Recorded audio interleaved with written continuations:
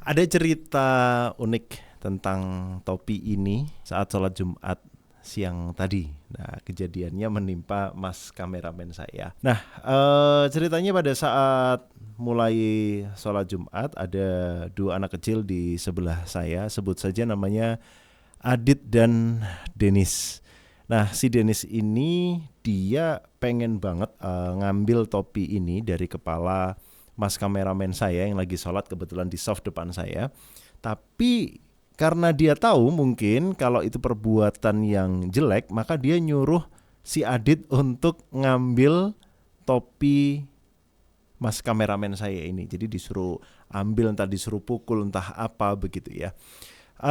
Tapi sebelum sholat itu dimulai, saya sudah melihat gelagat-gelagat yang gak asik sih dari si Denis itu ya. Karena si Denis ini anaknya bully, dia maksa si Adit untuk main sama dia gitu.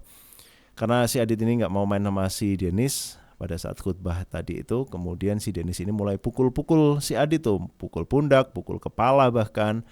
Tapi si Adit tetap gak mau. Tapi lama-kelamaan kemudian si Denis ini karena Adit itu gak mau main, nah ini makin jadi nih.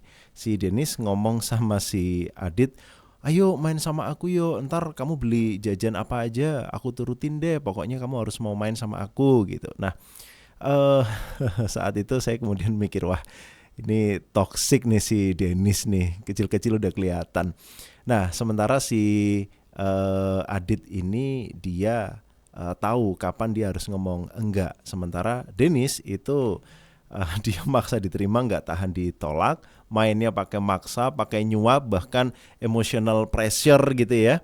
Nah, kemudian yang saya pikirkan adalah seandainya dua anak ini tumbuh dewasa, masuk dunia kerja, yang satu jadi rekan kerja yang maksa orang untuk ikut kemauannya, ngegas kalau ditolak, manipulatif, playing victim, terus bilang, aku kan udah bantuin kamu, masa kamu nolak sih gitu. Sementara si Adit ini mungkin dia bakal jadi orang yang tetap tenang, gak gampang kebawa tekanan, tahu kapan waktunya bilang enggak tanpa ada drama.